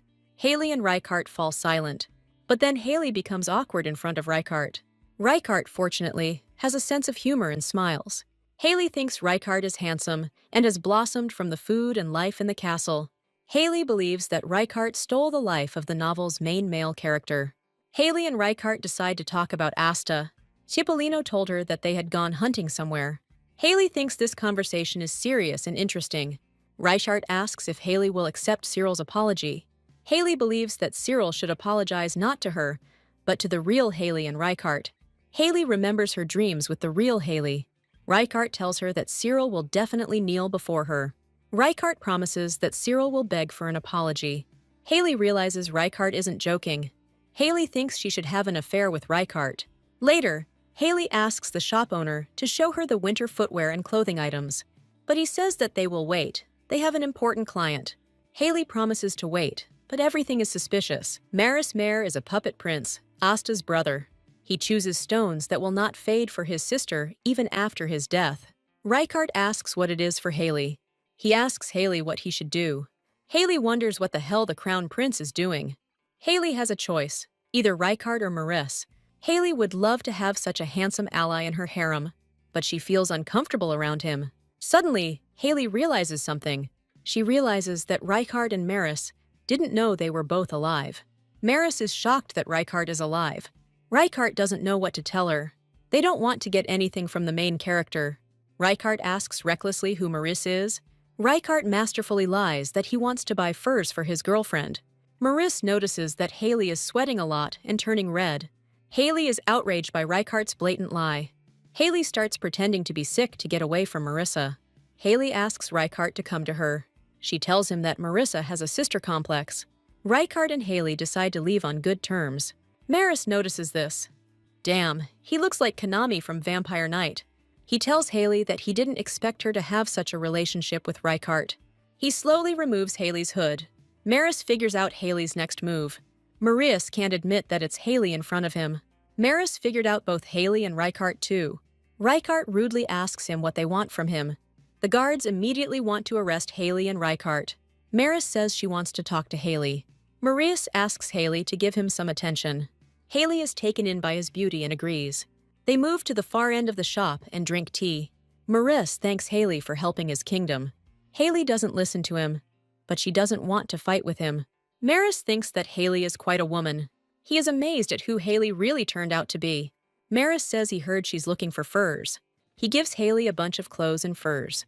He says he heard that Haley has a lot of money. He asks Haley directly what she wants. Maris promises her that she will help drop the charges against Haley. He figures out Haley's motives for revenge. He asks Haley directly what she wants. Haley really wants everything to be okay in the garden, so that she can sleep peacefully. Maris is shocked that Haley's wish is to do more shopping. She tells of a difficult winter at Moran Castle. Haley and Cipollino don't want to freeze in the castle. We need fireplaces and don't have enough materials for the castle. Haley says the castle is her home. Maris is amazed at what Haley is asking. Could it be that the greatest villain has found her place in some castle? Maris talks about what she remembers about her trial. Some wanted to execute Haley, others simply exile her. Maris supported the order with Haley's exile. Maurice says that banishment to the contaminated zone will deprive the magician of his powers and destroy him. Maris thinks that Haley has changed. Maris doesn't even know what to do now. Maris wants to fulfill any wish Haley has. Haley says she can help him ease the burden of guilt. She asks Marissa, and there is a pause. Haley asks him to buy a cow. Maris is surprised that Haley only asks for a cow. Maris bought Haley everything she asked for and promises to help her. Haley wonders if Maris likes to give away everything and help the poor. Marissa wonders what Haley will ask for. He unexpectedly becomes cheerful and promises to help Haley. She doesn't understand what he needs and why he's so happy. Many say that this is the first time they have heard the prince laugh. Reichardt suggests that Haley get into the wagon, or she will freeze. Haley is uneasy about the situation around her. Haley asks to continue on. At this time, Cyril decides to kill Haley. Cyril waves at them to get their attention. Reichardt grabs Haley and pulls her close. Haley doesn't understand what's happening. Haley asks Reichardt to explain what's going on. Reichardt asks Haley to hide. An ambush awaits them. Cyril appears right there. He threatens Reichardt to give him Haley. Cyril is ready to kill Haley, even if it is treason to the government. Reichardt rushes into battle to protect Haley. Haley is horrified. She did not expect to be killed. Reichardt begins to fight with Cyril. Reichardt also neutralizes the robbers who attacked them. Cyril realizes that he is losing. He attacks Reichardt personally, and their blades cross. Haley wants to stop everything with her witchcraft. Suddenly, a giant bird appears in front of them. The spirit of the bird blows away robbers. Reichardt and Cyril are ordered to stop fighting. Asta appears in front of Cyril, and he is surprised. But Cyril says it would have been possible if Haley had been alive. Haley says she'll see how long Cyril lasts. Cyril attacks Haley, saying that she is not his favorite. Haley says that exile alone won't get him off. He says that, oh, how scared he is of who she is. Haley says his attacks are funny and thanks him for the drama. Haley wonders what other tricks Cyril will pull off. Cyril is frightened by Haley's behavior. Pitch darkness covers Haley, and she develops wings of darkness. Maris didn't expect this from Haley. Thus, Haley became the Marquise of Demons. Her eyes are simply frightening and mesmerizing at the same time, as are the pair of wings from behind her back. This was the moment when Haley revealed herself to the world. Cyril is horrified by what Haley has become. Maris eventually put Haley behind bars. Marissa wonders what it was that Haley loved about Cyril. Marissa was informed that Asta had left to stop Haley and Cyril. Maris doesn't believe Cyril about Haley being the devil's servant. She looked like a simple girl who loved shopping. Maris thinks that Haley is actually scary and an interesting person, since she is also a demon. At this moment, Cipollino's cry rings through the castle. He is outraged by the events of the night. Cipollino demands retribution against Cyril.